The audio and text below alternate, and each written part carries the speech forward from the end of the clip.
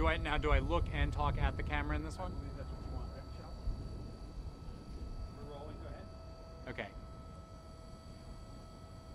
So we're going to go through how you actually start a charge session on one of our chargers. Here, we're in Baker, California, and I'm at a charger named Janice. The chargers have names. It's a little bit easier to refer to it with a name rather than charger C11C6. So we're here at Janice, and the first thing you'll notice is that there are two cables. There's one on the left side and one on the right side, and they don't look the same. They're not the same. This one is a CCS cable, and you'll see the geometry of that. Certain cars take this cable. Other cars use the CHAdeMO cable, which looks like this. Today we're going to be charging a Nissan Leaf, so we'll be using the CHAdeMO cable. Here's our car. We have the right connector. Lift this up. Open the charging port. Now we're going to insert our connector into the charging port until it makes a click, which lets us know that it's plugged in.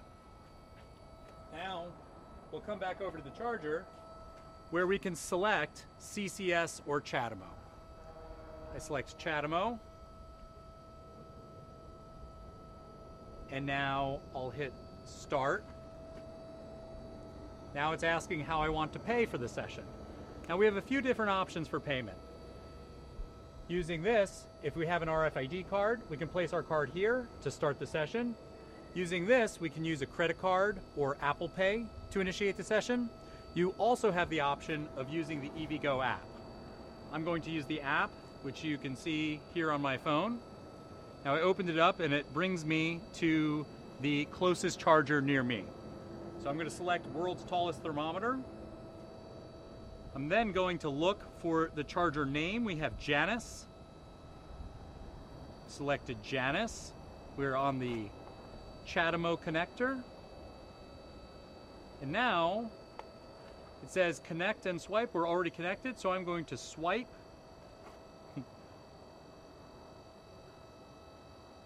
Going to swipe to initiate a charge.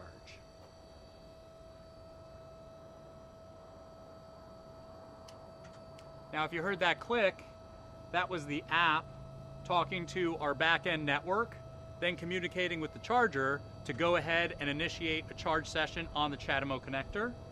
We can now see how long we've been charging for. I receive a notification that my car is now charging. So the timer is nice because it tells me whether I'm charging or not currently. And if I were at a grocery store, I'd be able to go into the store and recognize how long I had been charging for and whether or not my session had stopped. So as you can see, we've been charging for 27 seconds here. We can also look on the charger itself where it tells us what the state of charge of our vehicle is. This one is at 95%, which means we'll probably only have a 10 or 15 minute charge until we're at 100.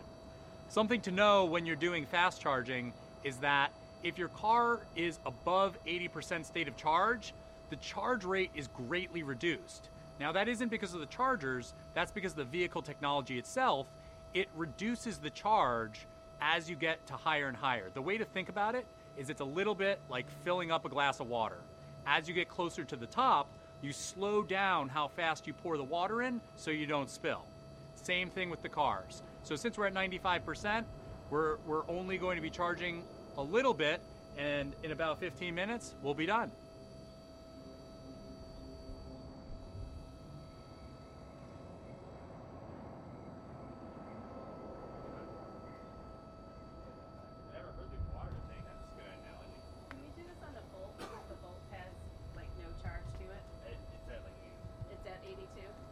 Mine's empty and a little dirty, but we could do it on the Bolt. It's at 80% though. It'd be nice if we had one that was low. I didn't realize you were all. It doesn't tell you what the charge speed is though, so I could just do it not save it. But I think that's useful information. Can you watch this on the screen? Here, You can take this off.